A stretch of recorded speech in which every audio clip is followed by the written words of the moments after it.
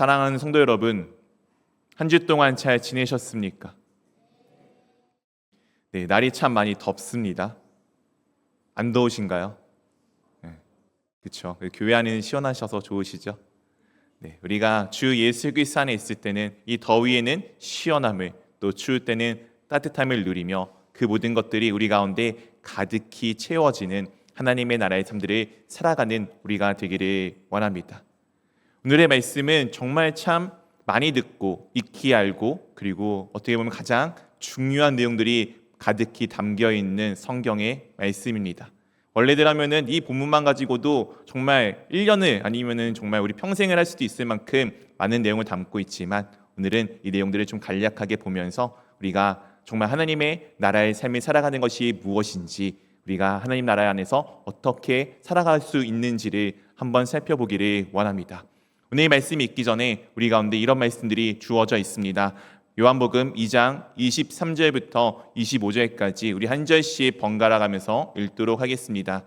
유월절에 예수께서 예루살렘에 계시니 많은 사람이 그의 행하시는 표적을 보고 그의 이름을 믿었으나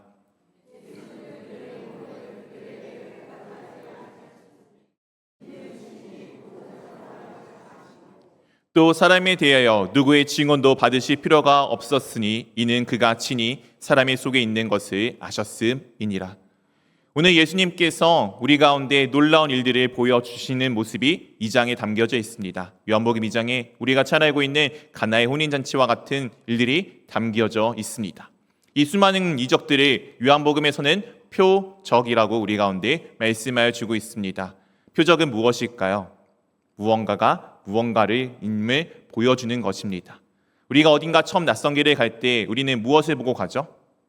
요즘 친구들은 분명히 내비게이션이나 지도 어플을 보고 가겠지만, 우리 과거 어른들은 표지판을 보고 그곳을 향해 나가게 됩니다.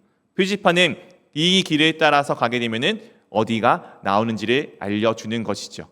표적은 즉 예수님께서 그리스도이심을, 그분이 하나님이심을 우리 가운데 보여주는 수많은 사건들입니다.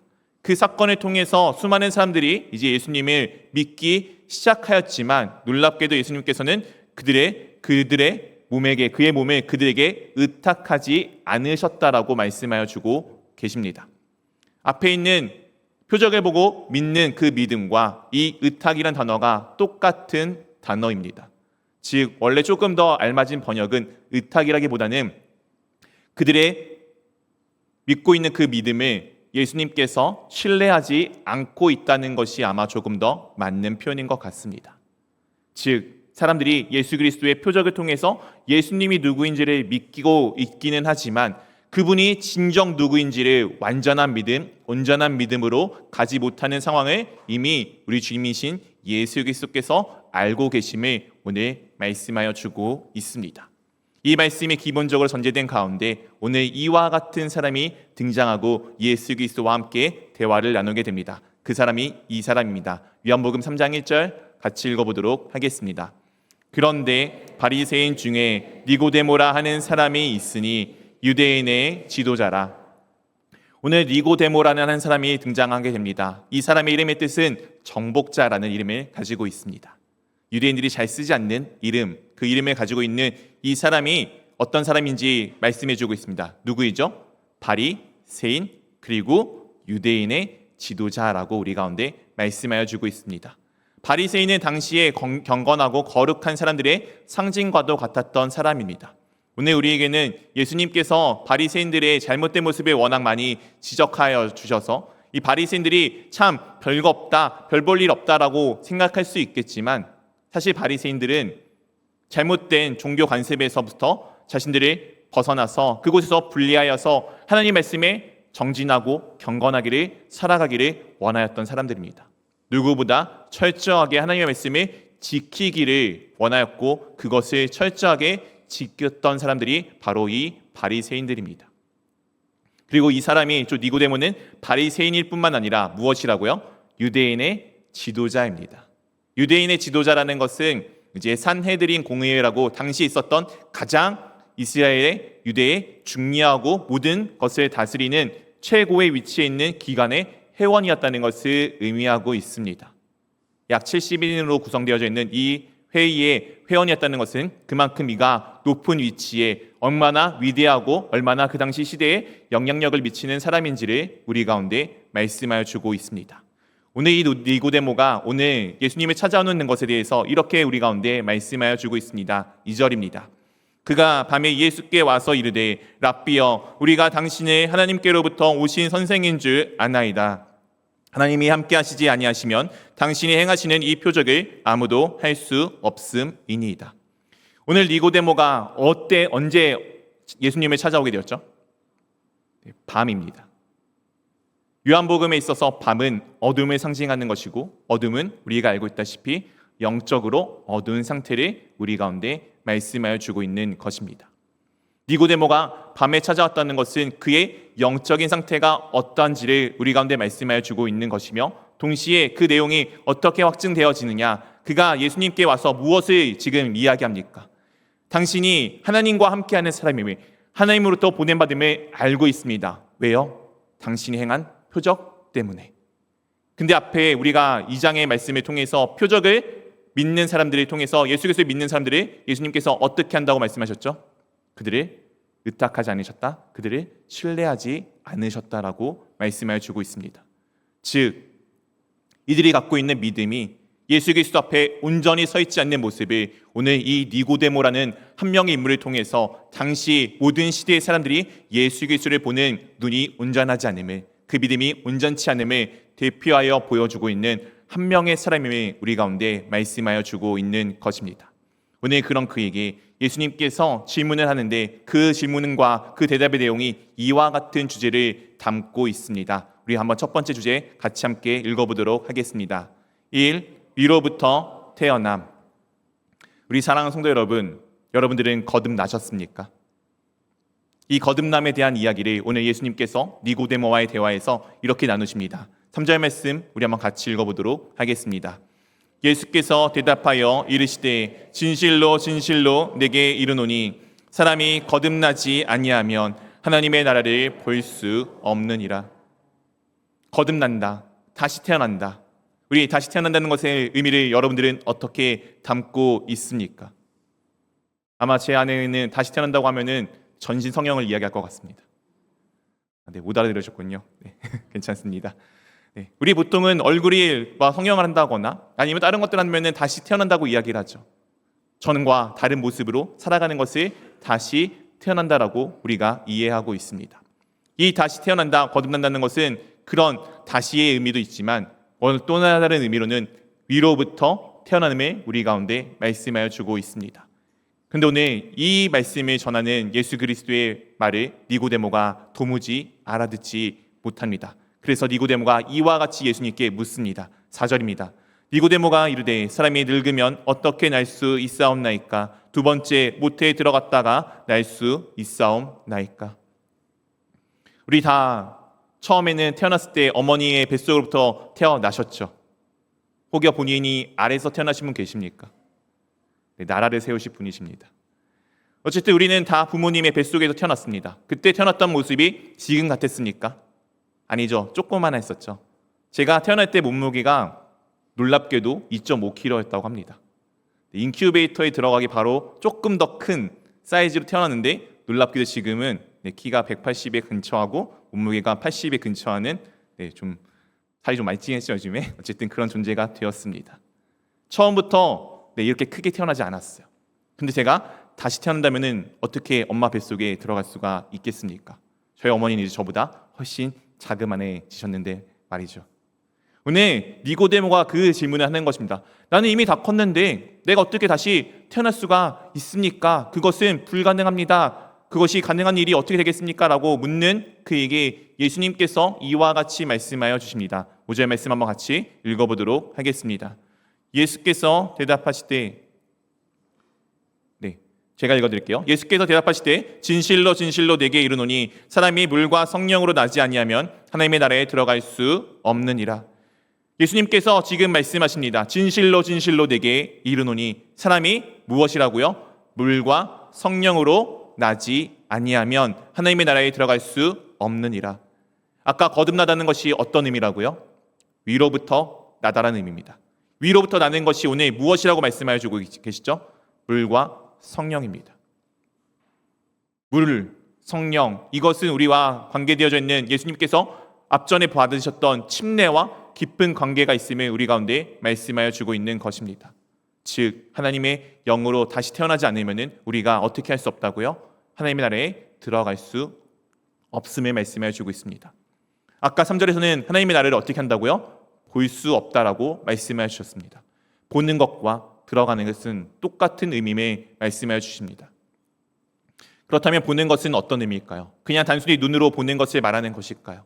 아닙니다. 이 보는 것은 눈으로 보는 것이 아니라 하나님의 나라를 경험하는 삶을 의미합니다. 우리 사랑하는 성도 여러분들은 하나님의 나라를 경험하여 보셨습니까? 하나님의 나라를 살아보셨습니까? 우리가 이것이 무엇인지를 계속 말씀을 통해 함께 살펴보기를 원합니다. 물과 성령으로 한다는 것은 우리가 창세의 모습을 좀 기억하여 주셨으면 좋겠습니다. 우리의 몸은 무엇으로 구성이 되어져 있습니까? 흙으로 구성이 되어져 있습니다. 믿으십니까? 이 흙으로 구성되어 있는 몸이 어떻게 살아있는 것으로 바뀌게 되었습니까? 하나님의 영이 그곳 가운데 임하였을 때, 하나님께서 우리 코에 생기를 불어 넣어 주셨을 때, 하나님의 영이 우리 코에 들어왔을 때 우리는 그제서야 살아있는 존재가 되었습니다. 이것이 우리가 물과 성령으로 거듭나는 내용을 말씀해 주고 있는 것입니다. 오늘 그것에 대해서 니고데모가 어떻게 일어날 수 있냐고 묻자 예수님께서 이와 같은 대답을 내어주십니다. 8절 말씀 같이 읽어보도록 하겠습니다. 바람이 임의로 불매 내가 그 소리는 들어도 어디서 와서 어디로 가는지 알지 못하나니 성령으로 난 사람도 다 그러하니라. 우리 사랑하는 성도 여러분, 바람 경험해 보셨습니까? 바람 부는 거 아십니까? 우리가 바람 부는 것을 어떻게 알 수 있습니까? 피부로 느끼고 때로는 어떤 것들이 바람이 흔들흔들 거리면은 그 바람이 부는 것을 알 수가 있습니다. 그런데 그 바람이 어디서부터 시작되어서 어디로 가는지는 우리는 아무도 알 수 없습니다. 실제적으로 눈에 보이지도 않습니다. 그런데 우리는 바람이 부는 것을 알 수가 있죠. 오늘 주님께서 말씀하시는 것도 이와 같습니다. 성령으로 다시 태어난 사람, 위로부터 난 사람이 바로 우리가 알 수는 없지만 그가 어떻게 되는지는 정확히 모르지만 그의 모습들을 보아서 바람이 부는 것을 우리가 알 수 있듯 그의 모습을 통해 알 수 있음을 말씀하여 주고 계십니다. 그런데 니고데모의 대답이 이와 같고 예수님께서 이와 같이 말씀하여 주십니다. 9절 10절 말씀입니다. 니고데모가 대답하여 이르되 어찌 그런 일이 있을 수 있나이까? 10절 한번 같이 읽어보도록 하겠습니다. 예수께서 그에게 대답하여 이르시되 이스라엘 선생으로서 이러한 것들을 알지 못하느냐? 오늘 니고데모가 예수님의 그 수많은 답에 계속해서 어떻게 이런 일들이 일어날 수 있는지를 묻고 있습니다. 그런 그에게 예수님께서 무엇이라 대답하여 주십니까? 너는 이스라엘 선생으로서 왜 이런 것들을 알지 못하느냐? 그의 무지함을 우리 가운데 말씀하여 주고 있습니다. 이 니고데모의 무지함이 니고데모의 무지함으로 끝나는 것이 아니라 이 모습이 사실은 우리의 모습입니다.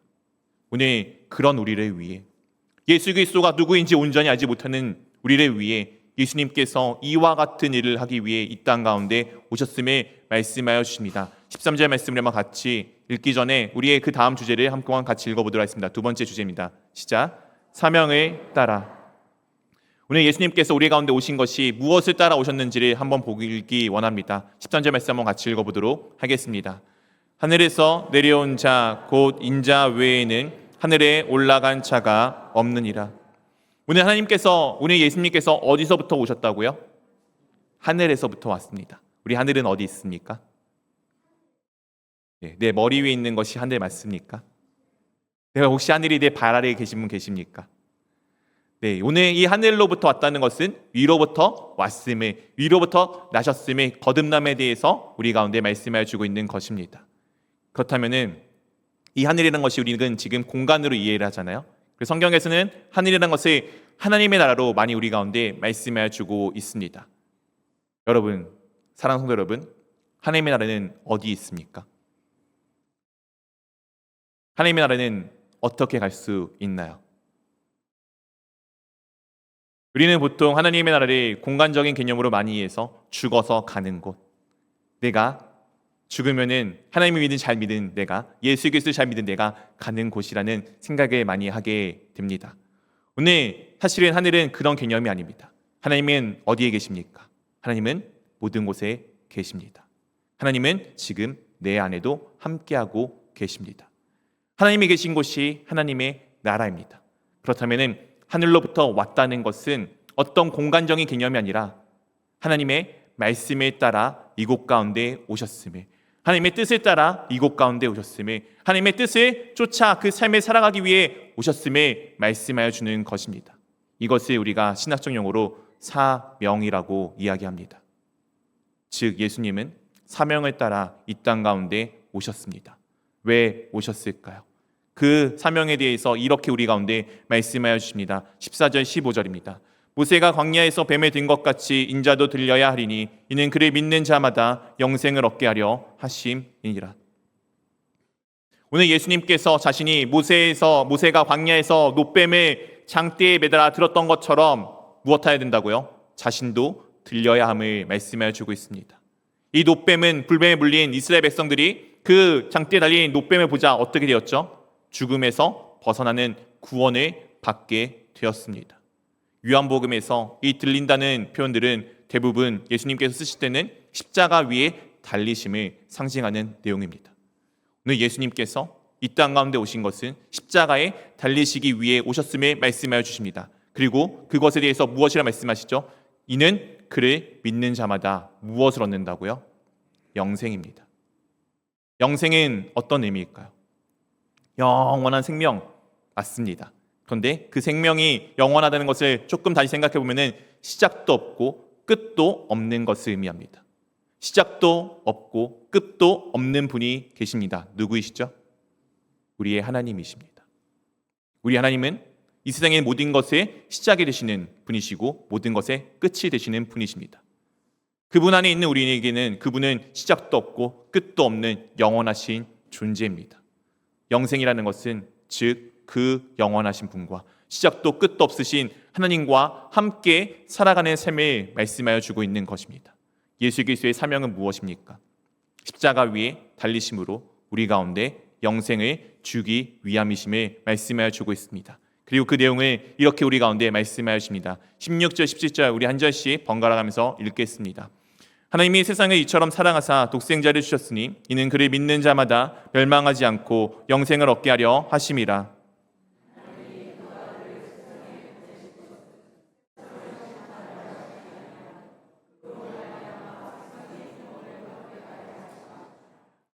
하나님께서 세상을 어떻게 하셨다고요? 이처럼 사랑하셨습니다. 하나님께서 세상을 사랑하신 방법을 우리 가운데 말씀해 준데 그것이 무엇입니까? 독생자를 주신 것입니다. 독생자라는 것은 한 명의 아들임을 의미함과 동시에 이런 의미도 담고 있습니다.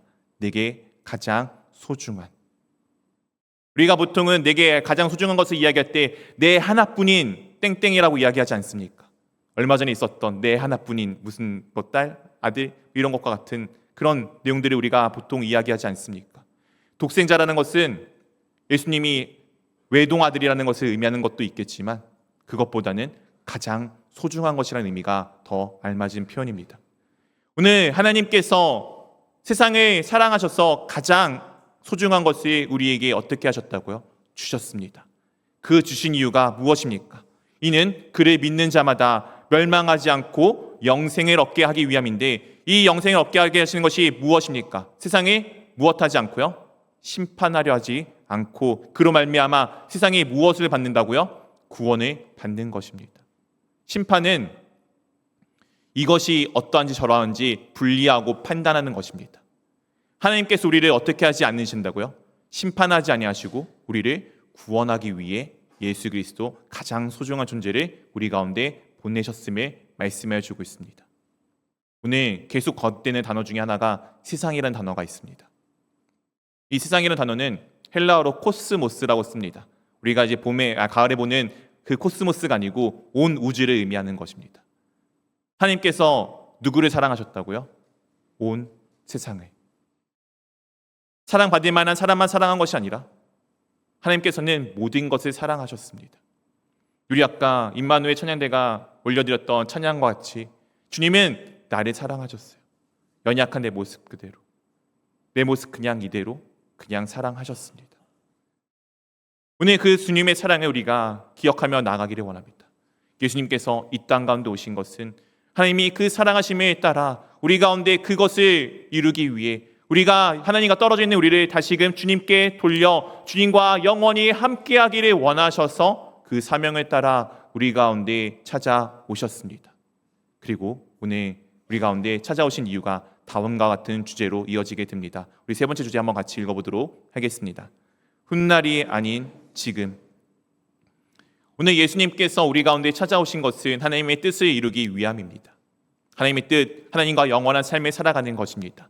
다른 표현으로 이야기하면은 하나님 나라에서 살아가는 삶을 위해서 우리 가운데 찾아오셨습니다. 다시 한 번 더 묻겠습니다. 하나님의 나라는 언제 가는 것입니까?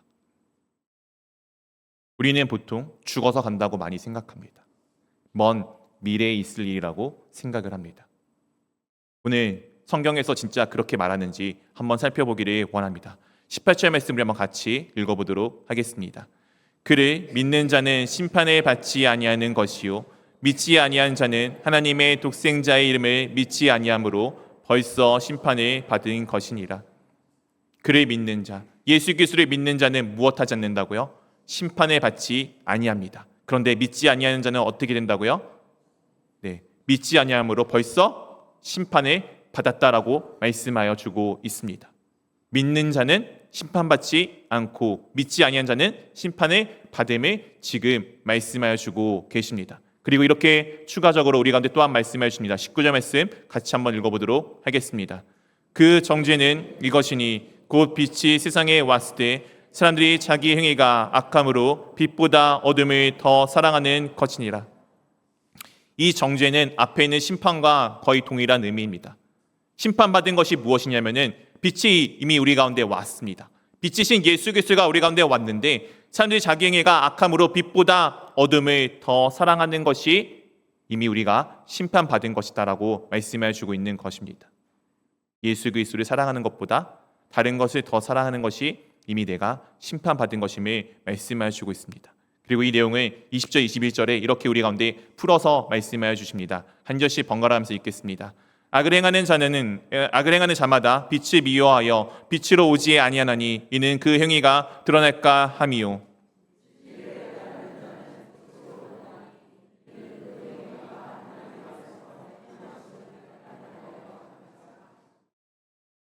우리 사랑하는 성도 여러분, 여러분들은 밝은 곳이 좋으십니까? 어두운 곳이 좋으십니까? 저는 원래 어두운 것을 좀 더 좋아했습니다.